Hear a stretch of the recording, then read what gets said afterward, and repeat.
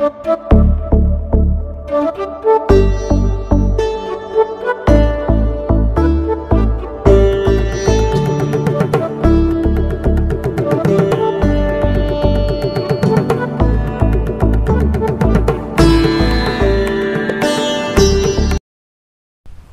नमः। जैसा कि अभी चर्चा हो रही थी राशियों के दिग्बल के विषय में और कालबल के विषय में, तो आपको बताया गया कि कौन सी राशियां किस दिशा में बलवान होती हैं और कौन सी राशियां किस काल में बलवान होती हैं, उसका विवेचन इस वीडियो में किया जा रहा है। श्लोक जो 11वां संज्ञक है राशि प्रभेदाध्याय के, उसमें आचार्य वराहमिहिर ने राशियों के दिग्बल के विषय में और राशियों के काल बल के विषय में बताया गया है। बल का ज्ञान अवश्य कर लेना चाहिए। जब भी हम फलादेश की बात करते हैं तो उसमें राशियों का बल और ग्रहों का बल अत्यंत महत्वपूर्ण हो जाता है। राशियां जब बलवान होंगी तो निस्संदेह वह जिस भाव में है उसके फल को वह अतिशय प्रदान करेंगी, या फिर स्वरूप निर्धारण हेतु या प्रकृति निर्धारण हेतु राशियों के बल की आवश्यकता होती है। किसी का जन्म लग्न कुछ राशि है और जन्म राशि कुछ पृथक राशि है, उन दोनों में जो राशियां सर्वाधिक बलवान होती हैं उसी का प्रभाव जातक के ऊपर होता है। आगे जब आप पढ़ेंगे तो उसमें कहा जाएगा कि राशियां बलवान हो तो उसका तात्पर्य यही है कि वह राशि दिन बली हो, काल बली हो या फिर स्वामी बल से युक्त हो, तो उसी का निर्धारण आपको यहाँ पर करना है इस सूत्र के माध्यम से जो 11वें श्लोक में आचार्य वराहमिहिर ने बताया है। तो जैसा कि कही दिया है कि पूर्व राशि मतलब द्विपद राशियां जो होती हैं वह पूर्व दिशा में बलवान होती हैं, अर्थात लग्न में यदि द्विपद राशि चली जाए तो वह बलवान मानी जाएगी, सप्तम में कीट राशि चली जाए तो वह बलवान मानी जाएगी, और दक्षिण में चतुष्पद राशि चली जाए तो वह बलवान मानी जाएगी, और उत्तर में यदि जलचर राशि चली जाए या दशम भाव हम कहें तो वह राशि बलवान समझी जाती है। यह हुआ दिक्बल। अब इसके पश्चात आप इस आरेख के माध्यम से देखने का प्रयास करें काल बल के विषय में। काल बल कहने का तात्पर्य यह है कि कुछ राशियां कुछ विशेष काल में जाकर के बलवान होती हैं तो उन्हें उसका काल बल प्राप्त होता है।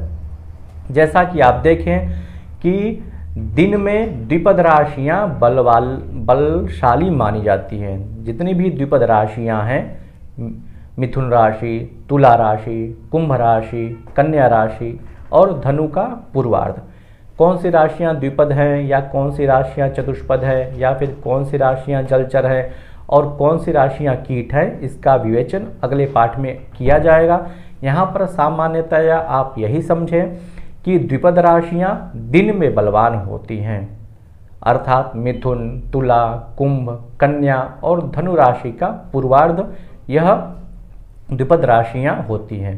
पूर्वार्ध कहने का मतलब यह है कि 0 से लेकर के 15 अंश तक का जो खंड होता है वह पूर्वार्ध होता है, और 16 से लेकर 30 अंश तक का जो खंड होता है वह उत्तरार्ध समझा जाता है। रात्रि में चतुष्पद राशियां बलवान होती हैं, मतलब मेष राशि, वृषभ राशि, धनु का उत्तरार्ध, सिंह और मकर का पूर्वार्ध, ये सभी राशियां रात्रि काल में बलवान मानी जाती हैं क्योंकि ये सभी राशियां चतुष्पद हैं। इसका विवेचन किया जाएगा। संध्या काल में कीट राशियां और जलचर राशियां बलवान होती हैं। कीट राशि मतलब कर्क राशि, वृश्चिक राशि, मकर राशि, इसका उत्तरार्ध, ये कीट राशि और जलचर राशि दोनों माने जाते हैं। कीट राशि को केवल आचार्य वराहमिहिर ने कर्क राशि को ही कहा है, किंतु इसमें कीट राशि और जलचर राशि दोनों को संध्या काल में बलवान कहा जाता है।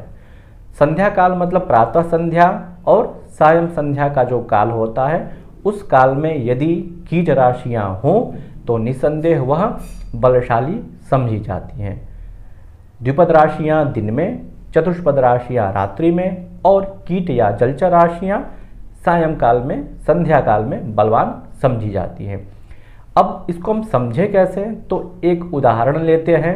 आप यह उदाहरण देखें, उसमें आपको बताया गया है कि मिथुन राशि लग्न में है और मिथुन राशि क्या है? द्विपद राशि है, वह आपको आगे पाठ में समझाया जाएगा। यह द्विपद राशि पूर्व दिशा में है। जैसा कि मिथुन लग्न है, लग्न की दिशा क्या होती है? पूर्व दिशा। मिथुन लग्न कहाँ है? पूर्व दिशा में है, अर्थात प्रथम भाव में है, क्योंकि प्रथम भाव हमारा किसको सूचित करता है? पूर्व दिशा को। तो मिथुन लग्न या फिर मिथुन राशि हम कहें, यदि वहां पर चंद्रमा रहेगा तो मिथुन लग्न आपका हो गया प्रथम भाव में, लग्न में ही हो गया। मिथुन राशि जो है वह द्विपद राशि है। द्विपद राशि लग्न में बलवान समझी जाती है।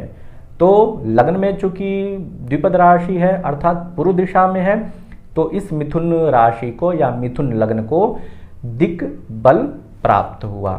इसी प्रकार से अन्य राशियों का भी समझना चाहिए, मतलब संबंधित राशि संबंधित भाव में चली जाए तो वह बलवान समझी जाती है। कीट राशि आपके सप्तम भाव में चली जाए, कोई ऐसा लग्न हो जिसमें कीट राशि सप्तम में चली जाए तो वह राशि बलवान समझी जाएगी। तो यह हुआ दिक्बल। अब हम काल बल की चर्चा कर लेते हैं। काल बल का कैसे परिज्ञान करेंगे? तो इस उदाहरण में काल बल को भी प्रदर्शित किया गया है। उदाहरण आप देखें, कुंभ लग्न है, जहां पर 11 लिखा हुआ है वह प्रथम भाव है, कुंभ लग्न है। कुंभ लग्न या फिर कुंभ राशि आप कहें, और ऐसा कल्पित किया गया है कि प्रातः काल का जन्म है। प्रातः काल या फिर प्रातः काल से कुछ दिन का जन्म है, क्योंकि प्रातः काल और प्रातः संध्या और सायं संध्या में कीट राशियां बलवान समझी जाती है। और लग्न कौन सा है उसका? कुंभ लग्न। कुंभ लग्न द्विपद लग्न माना जाता है। द्विपद राशि कुंभ राशि को कहा जाता है। तो कुंभ राशि लग्न में ही है, अर्थात दिन का ही जन्म है। दिन का जन्म होने के कारण, सूर्योदय के आसपास का जन्म होने के कारण उसको ऐसा समझा जाएगा कि वह राशि जो है उसको काल बल प्राप्त हो रहा है, मतलब वह राशि बलवान हो रही है, उसको काल बल मिल रहा है। जिस प्रकार से अभी दिग्बल मिला था, अब इस उदाहरण में उस राशि को, कुंभ राशि को काल बल प्राप्त हो रहा है, क्योंकि कुंभ राशि द्विपद है और द्विपद राशियां दिन में बलवान समझी जाती हैं। इसी प्रकार से चतुष्पद राशि है, यदि वह रात्रि काल का जन्म है और चतुष्पद राशि लग्न में है या फिर अन्य स्थानों पर है तो वह बलवान समझी जाएगी। तो इसी प्रकार से उदाहरणों के माध्यम से आप समझ सकते हैं और अपने पाठ्य पुस्तक जो निर्धारित किया गया उसमें भी समझ सकते हैं। इस पाठ का कुछ प्रश्नोत्तर है, अभ्यास है, आप उसे देखें और इसके उत्तर देने का प्रयास करें।